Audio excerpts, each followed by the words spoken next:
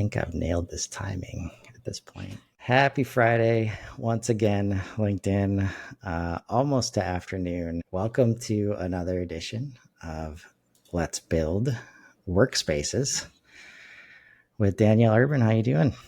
Doing great. How are you? Happy Friday. Yeah, fantastic.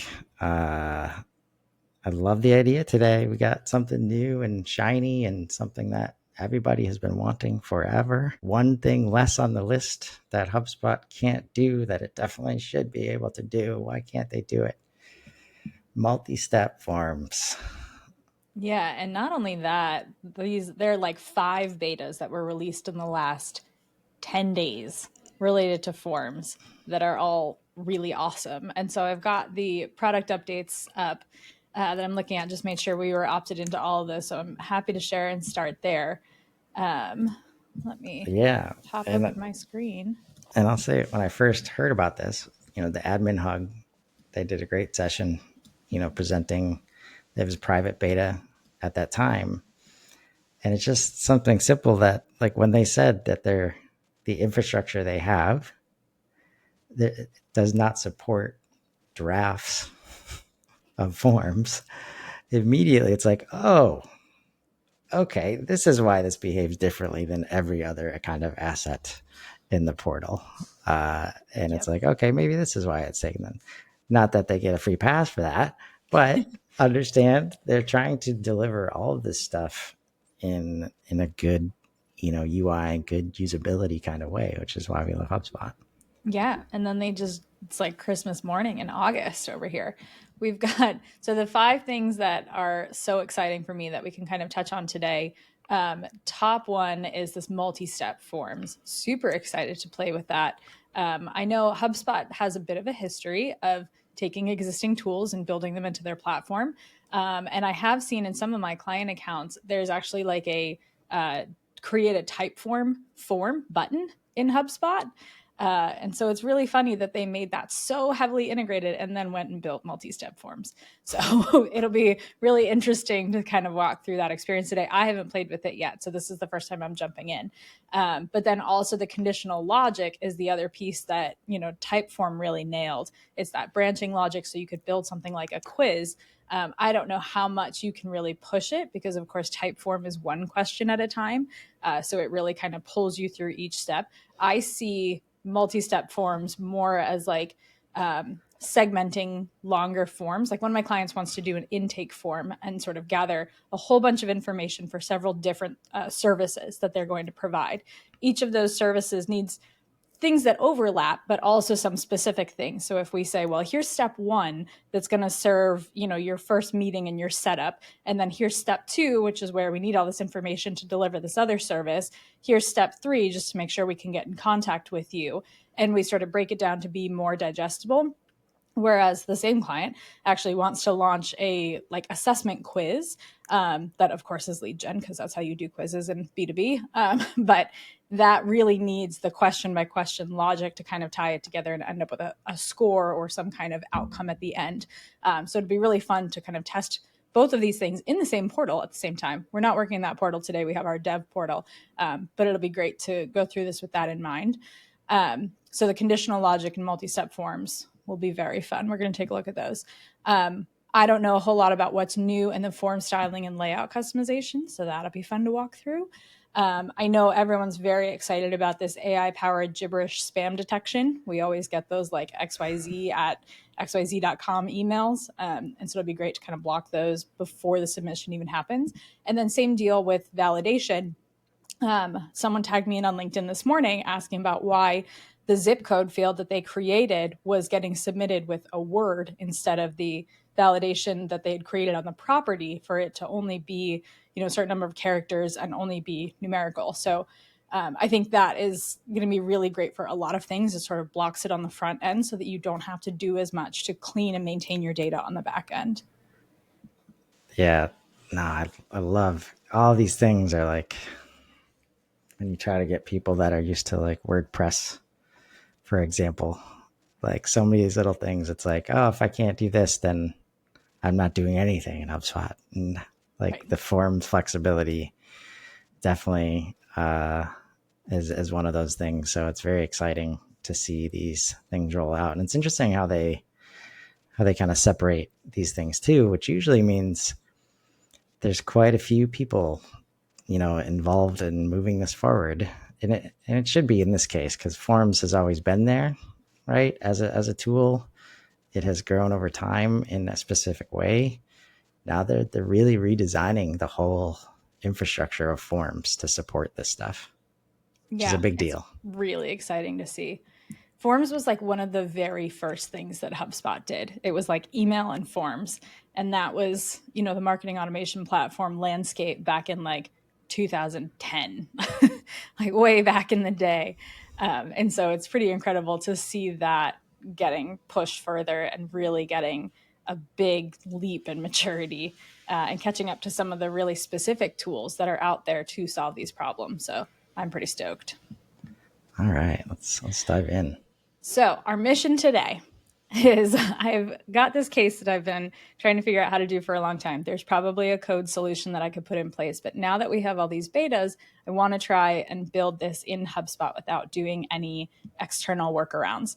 And that is having a conditional form redirect to a calendar, which I believe might still be in beta. And also might be an enterprise feature, but you can have it resolve to like a rep's calendar to get something booked with an SDR when someone goes to book a demo or book a meeting. And they fill out the form and then get the calendar. But in this case, we have two attributes that we need people to meet to determine which rep they should go to. There's sort of the like enterprise versus small business tier, and then the region. And so we need to be able to branch on both of those things. Currently, the conditional logic for the thank you page or for the calendar logic is that it goes to the first thing it meets. So we need to be able to layer those pieces together, and we haven't really been able to do that so far. So that's going to be our mission. I have no idea if it's going to be possible. And we can try to find a workaround, but I'm really excited to play with all of these new features with that use case in mind. So if Awesome. anyone needs a reminder on how to get to these updates, you click in, go to product updates, and then I've gone to all product updates and search for form to opt into all of these. They're all public beta except for the AI-powered gibberish spam detection, so you can just pop right into that. Although, oh no, conditional form logic is also private beta. All right, well, we're just going to play with the multi-step forms today then and see how far that gets us. I have thoughts on that spam detection stuff. Do you? Yeah, it's just like one of those things where either we're accessible or we're not, right?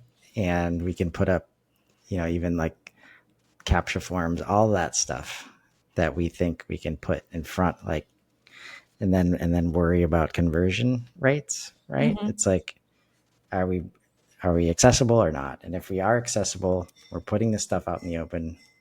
Let's accept some level of maintenance coming in from that, because we could just get rid of all of the need for maintenance and just have them call, right? Yeah.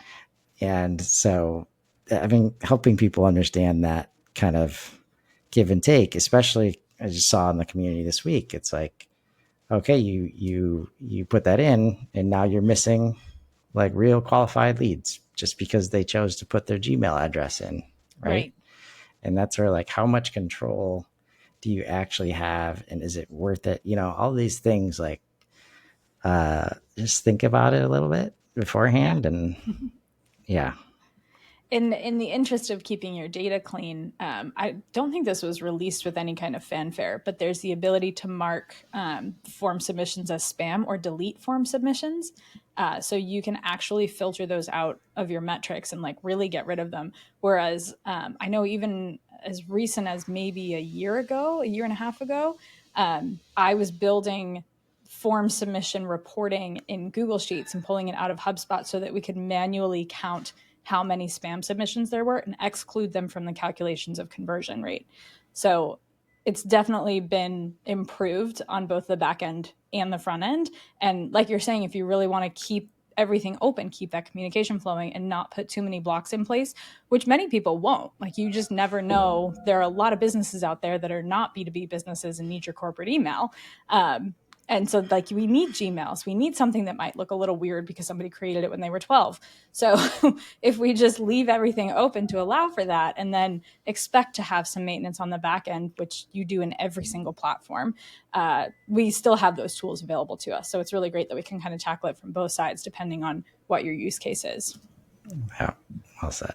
But yeah, here's that Typeform button. It's right there. It just pops up. I don't think you even need to have the Typeform integration set up.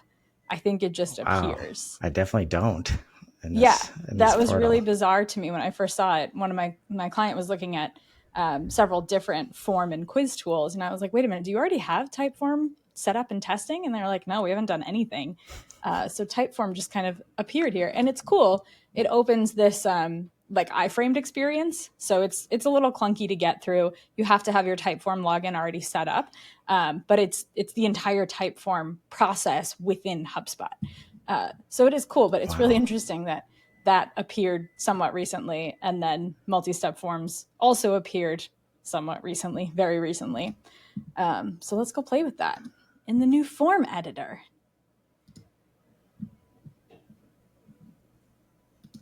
Wow, that's really ugly. This gradient color. Let's do no gradients. But the layout is cool. So we can get right, left. This allows you to put some imagery in, get your branding really locked in.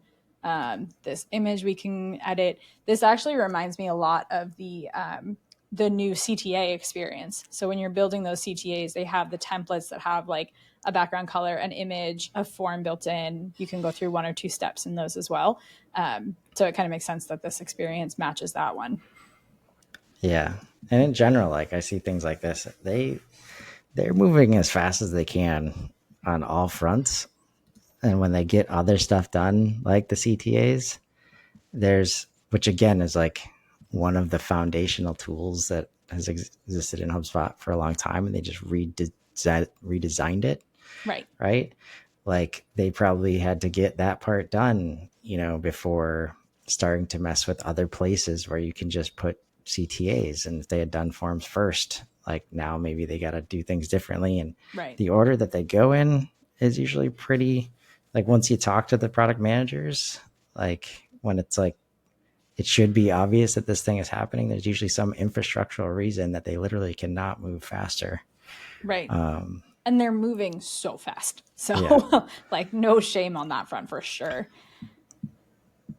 But this is super cool. I think it's interesting. So, I had clicked the X out of this. And so, to get back into it, what's interesting to me from like a UX perspective is if I click on one of these, it brings you right to the field, which is cool. But if you want to go back into like the overall editing, you have to make sure that you click somewhere that's not something else. So like if I click into this one, I have to kind of hit one of those white spaces that isn't already something. That's like Yep. a minor complaint, but Welcome to CMS. yep. I know I don't work in CMS Hub all that much, so Yeah, this and might that's be old what was news for you. coming to mind is like for anybody who hasn't, like all of these wizard, like where you get the sidebar and you're all of a sudden starting to get styling options. Like I saw an email earlier today. Like if you like that in any way, like and you haven't checked out web pages yet, like that's a lot of this stuff Yep. is all like even this all content. Oh my god, I this is love this. beautiful.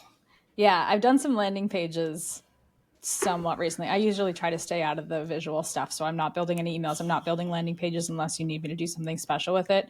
I really stay on the back end and making sure all the data and the pieces fit together to get you the answers you need rather than the pretty web page you need. I have lots of design references for that. But I've definitely seen this content piece before, this tree, and I absolutely adore this. So this is actually cool. It's another good like user experience moment where I can get into one of these pieces just by clicking over. We get that left sidebar back. Yeah. And immediately, like my gut reaction was like, okay, how many times do we need to click to like remember which properties are on the other steps, Yeah. right? And being able to see that right here just alleviates that immediately. Yeah. Very cool. So then we click into step one. We've got our design. We've got our properties for fields. Oh, this is interesting. It gives you like the rundown of what this property is. This is so important because including when you internal have, name, it's what? including internal name Yes. and object type. Yeah, the object type is huge for me though, because I have a lot of clients who will use both contact and company information in the form, and I encourage that because then you don't have to have any like duplication or sync properties that are really superfluous. You can keep everything, you know, lean and streamlined. But being able to keep track of what's what is a challenge, as we know, in workflows, and definitely a bit in forms. There's some good color coding on forms, but I love that you get the entire explanation, like, and the single line text. The HubSpot has done a really good job utilizing all these little icons for what it is, but even seeing that laid out for a specific property is super cool. Amazing. Okay, so I feel like without conditional form logic, my use case, my little adventure we were going to go on today gets a little trickier trying to get all those pieces together. But still thinking through that use case, you know, if we want to say, let's capture the like contact info on the first panel, and then we'll collect the, you know, market segment on the second panel. So on the first one, we'll just grab this really short, friendly looking form where we can capture your name, email, and phone number. And then on the second one, we'll go ahead and capture your region, your company size, whatever we need to make that decision on which market segment you'll fit for us internally. And then say thanks for coming. I wonder if we can do our meeting link here. Yes, we can. That's pretty cool. Do you know if the conditional thank you page meeting link thing is a beta still? Should we go look? We should go look. All right, let's save it. And this is like, so too, and just all this stuff is connected. I love just being able to talk about it on these shows. Like this morning, you know, two relevant things like properties. How many different ones do you need on different objects, like addresses, and like managing that properly via forms and different parts of the process is a great way to, you know, keep the data updated where you need it and bring it in for the first time where you need it. Yeah. To your point of like being able to ask on a contact form, like maybe you have street address on contact and company because that's what HubSpot gives you. Mm-hmm. But you can get contact information, first name, last name, email, and then put the address where it should be, you know, on the company record. But then, you know, talking to Joshua Oakes about how to get the data you need to understand who you're dealing with. Generally, it's a choice between like marketing gets excited about, you know, oh, all right, we know all the questions we need to be asking to understand that they're going to get this content or this content, right? So it's either, okay, sales guy, like when you talk to them, make sure you fill out these 20 fields, like on the contact record. Maybe we'll give you a playbook for that. Yeah. Or where it's at the quoting point in the process. We're like, okay, well, they're really serious. So we'll just put all 20 properties in this form, like in one shot, right? Yeah. Now you can start to play with that. And that's where like the first step is deciding that you want this information. And the second is understanding that HubSpot gives you various ways to say, hey, like we can vet as we go in the process and we can put a couple fields at a time now into the form. Right. And your example of the company versus the contact address, you know, everyone works from home now. So depending on what you want to collect, if you want to run a gifting campaign and you're actually sending people something, you need the contact address to be separate from the company address. And you could have contact information in one panel and then company location information in another, and make it super clear because you can put like a header on it that's like, okay, now tell us about your company, and have all the information there and really style it to make that super duper clear what you're asking for, which again leads to beautiful, clean data that we all want and love. I'm not Yes. finding this beta for the conditional meeting redirect. I don't know if I'm just not getting the right keyword or if it's not up there anymore. But that came out earlier this year. And I have played with that. It was pretty cool. It's really cool to be able to select the different conditions that you want people to go to. And you can have multiple conditions, but it still is like running down a checklist. It's like the first thing it meets is the calendar link that it goes to. So if you have a market segment and then a region within that market segment, and you've got teams dedicated to each of those endpoints, it's really difficult to get to the right person. And it was related to forms specifically? I think so. Yeah. Okay. Because it was I like wouldn't a be form redirect. surprised if they just rolled it into that one that we Yeah. don't have access to yet then.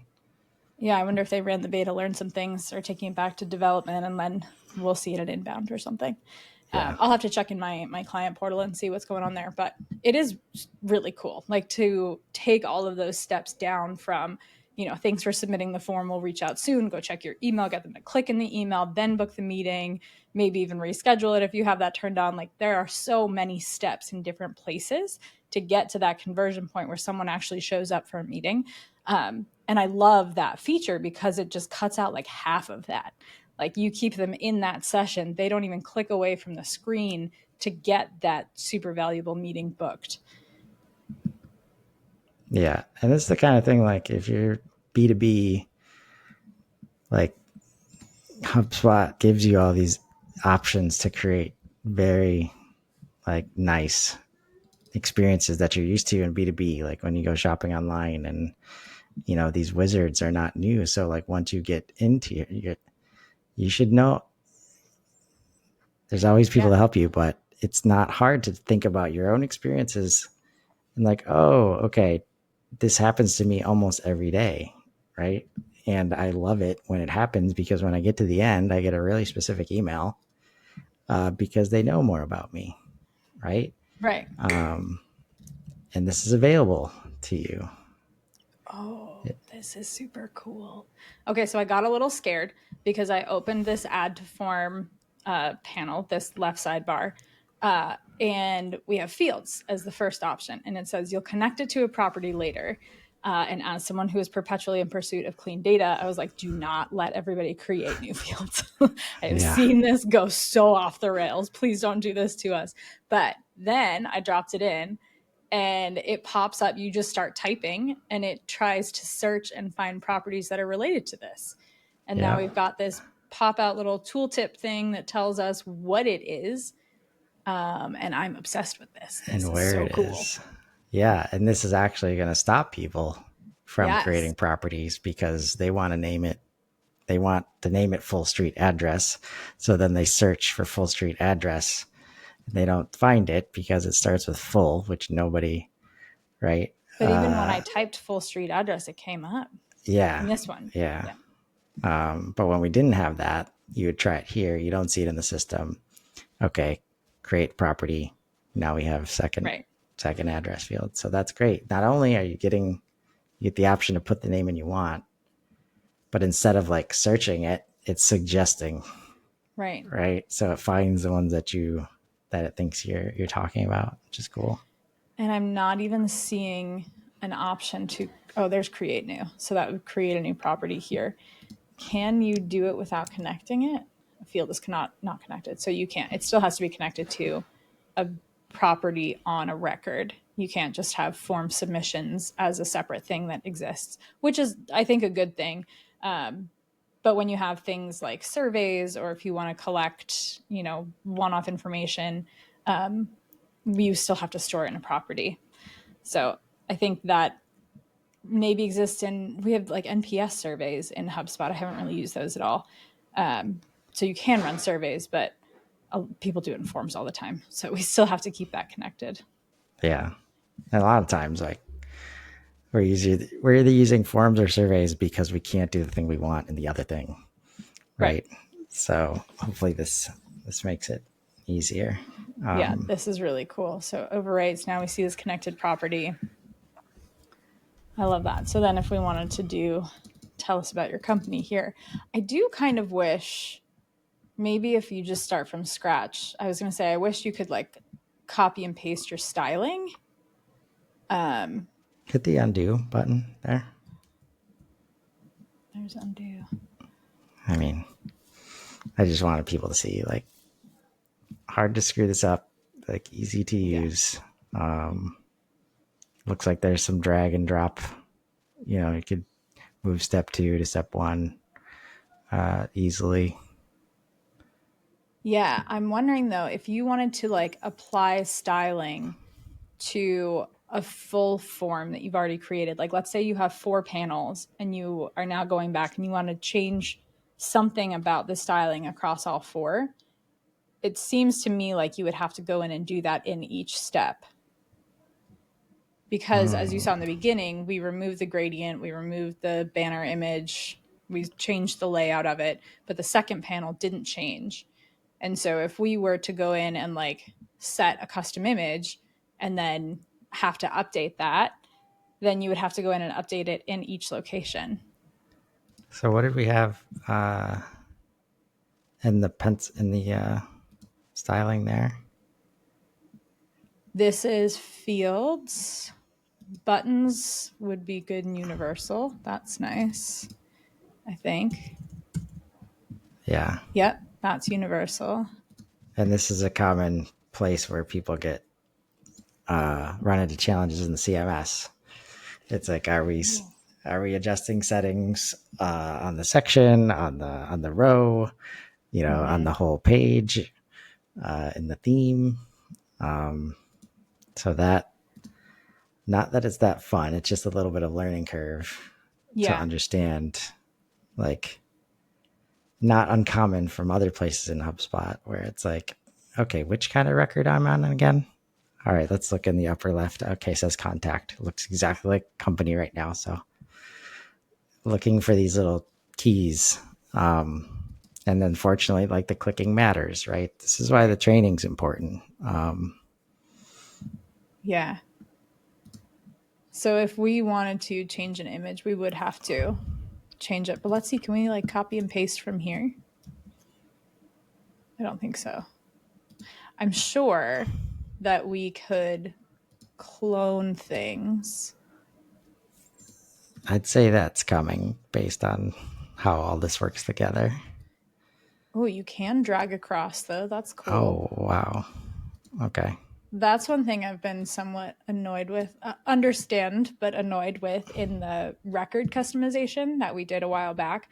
The new unified record customization view has the left column, the center column, and the right column. You can't drag from right to center, center to left, or right to left. Right. So it's awesome to see that. I was expecting that not to work. So really cool that that does work here, because it really means you're editing a single form. This like toggle between desktop and mobile is also very CMS-esque. Yeah. And good to see. And since we can drag across like that, I have to imagine that cloning is not that far away. Yeah. It's usually you see a clone option in this little toolbar that pops up. I'm used to seeing that in other places, but I'm not seeing it here. So yeah, hopefully that's coming. But then if I wanted to like duplicate a panel, let's see if I'm not seeing any buttons that would make that obvious in here. Like I can't hover over this to clone a step. Yeah. But if I add one like right after it, it doesn't look like it pulls over much of the styling except for whatever's set at the global level. Right. So like it's not pulling that image over. It's not copying the headline. So that's interesting. Very cool. Well, I'm very excited to play with the private beta in addition to this to see just how far we can push that branching logic and see if we can set different outcomes, especially to that meeting redirect based on the branching logic that we get in the form. Because I think that will allow people to do so much internally, like from the operations perspective. It will allow you to get way more specific, more so than just like it's a fun user experience, or like it definitely improves the user experience. We were giving the example earlier to make things more contextually relevant, like contact and company or different service areas that they're opting into. And I think that's really powerful in and of itself. But otherwise it's just kind of fun. Like it just sort of pulls Yeah. things apart a little bit differently. That's why everybody does Typeform, because it's easy to click through. It's easy to keep people engaged. It's a whole screen experience. And so it's great to see this sort of blend the features of both and get us to something that can serve both the front end and the back end pretty nicely. Yeah. And can we just click on the rest of the things on the left real quick? Yeah. Like, So automation is the traditional form automation. yep. I have a love-hate relationship with these simple workflows. I think they're really difficult to manage among lots of workflows, but I see them as very beneficial if you need to like send an email after a form. But and I've talked to the product team about this when it first came out. They were like, "How do you use simple workflows?" And I was like, "I tell everybody not to because they're really hard to keep track of." Yeah, especially if you have access to the tool like it's suggesting below. I think this is how they get away with bringing some of this stuff down to, Yeah, I free think you're and right. starter. Yeah, because if you do like Sales Pro and Marketing Starter, you can only do one step workflows or like one external communication in your workflow, I think. And so it's basically that. It's simple workflows. So it is, when you've got less to work with, this is a really great place to, make sure things get done the way you want them to, like sending an email after a form. Then that's not going to be clogging up. You don't have to go to a different screen to create that workflow. Workflows can be so minute in what they need to accomplish, and they also can be massive in that like they're running your entire sales team and lead distribution. So like having both of those things sit in the same tool can feel a little overwhelming, and I think this can really enable some smaller teams to just like make sure the thing sends. Like you don't have to get too Yeah. complicated with it. So I do think this has a time and place, but generally the pro and enterprise accounts that I'm working with, I'm like, just don't do that. Yeah. Almost It's like too hard. like if they have one of those, instead of asking need more powerful workflows, like, do you want to manage all your workflows in one place? Right. Like, go here. Well, but even if you once you build a simple workflow, it shows up in your list of workflows, Yeah. but you can't click into it. I'm pretty sure the last I checked, you can't click into it from that builder, or if you can click into it, you can see it but not edit it. You have to go back into the form to edit the simple workflow that's associated with the form. Right. Yep. So And there's, just to highlight, like most of these menu items, or all of these menu items, because there was no sidebar, like they were on the top, right? So that's something that people have to get used to. yeah, and I think we should compare it against the old forms editor. I think it's still in there, so we'll take a minute to jump back into that in a second. But it has the sort of Windows drop down menus up at the top here with the Right. like click downs, kind of like you're getting in workflows these days, which is a good way to pack a lot in. But I really like this sidebar similar to the CMS hub for managing this. Yeah, let's see what's over in settings. Oh, okay. So typically the old forms had the 3 tabs across the top. We'll go look at that. And settings was, I think, the middle of those. Or maybe I'm thinking of emails. I'm thinking of emails. But yeah, this is cool. Submission settings. Since you're setting the form submission experience as part of the builder, that's pulled out of submission settings here, which is Yeah. interesting and a bit of a divide from what I would expect. But I do like that. I would prefer that all of the submission settings be part of the building experience. Yep. Language and region, very cool. And I think we looked through these. So the add properties. Oh, and it's only from desktop editing mode, just like CMS. Very cool. Yeah. And I like to think about this, especially if you're used to using other tools that already have this stuff. It's like, it shouldn't be hard to anticipate. Okay, clone's not showing up where I'd expect it. It's going to eventually, Right. right? And like, what else is the top going to change into? Like, clearly, most places have more than just a mobile or desktop button there. So, what else could it bring in? Oh yeah. So we're Oh back in yeah, the this legacy property flow. form. This is like, thank God this is going away. This is the legacy form builder. It is way too easy for people to just create a whole bunch of new properties and have no idea that they did it. Because this single line text, it immediately pops you out to create a new property. So it really, this experience dissociates the form from the record, when in reality it's completely associated. Like, they are the same thing. But I think this is very misleading. And the new version of that says, like, how are you going to connect this? Here's what we suggest, really will fundamentally help people understand the data model a little bit better. Yes. But also just stop this.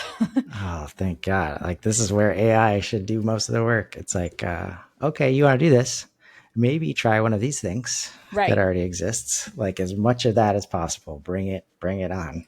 Yes, please save us.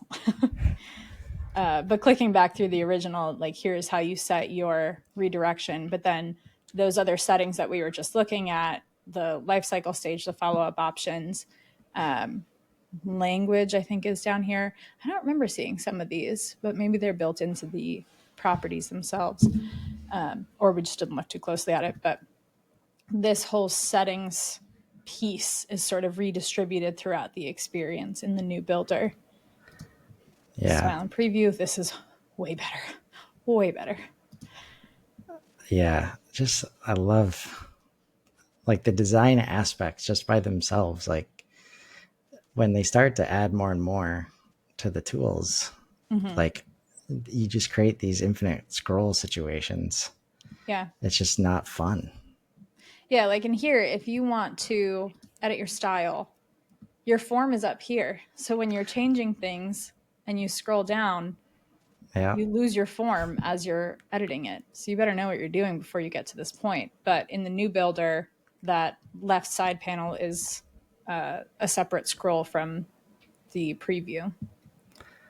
Yep. Very cool. I'm a big fan. I will hopefully get access to that private beta with conditional form logic, and we'll see how it compares to Typeform and what we can do with it from an ops perspective. Yeah. No, this has been great. Been looking forward to this. I know I have a client I work with that we're going over the benefits of WordPress versus HubSpot right now, and the form capabilities was at the top of the list because they do some pretty advanced, stuff for intake of opt-ins and these things. And until this, like, I had no case. Yeah. Right? And now we do. Yeah. So, like you said, Christmas in August, on one of the most fundamental parts of HubSpot. So I don't think people should underestimate that piece. Hopefully it helps, more people adopt, really the true capabilities of forms. Like, you're obviously usually using forms in some capacity. Yeah. But helping people not create, like, 20 forms when they need one, or allowing them to iterate when they actually need to. All of those suggestions and things like that are going to be, like, super helpful. So yeah, I really can't wait to get into this conditional logic, because that personalization piece can really get cool there. And you're like, if you want to implement a global form strategy or cut down on the number of forms that you have, conditional logic can help keep those experiences still personalized when you have a form embedded on a non-HubSpot website. So we'll definitely come back to that, because I can't wait to see what it can do. Yes, that sounds like a great plan. Until then, jump in the beta. Don't fear. Take a look, find some opportunities, and let's grow. Have a great weekend, everybody. Thanks.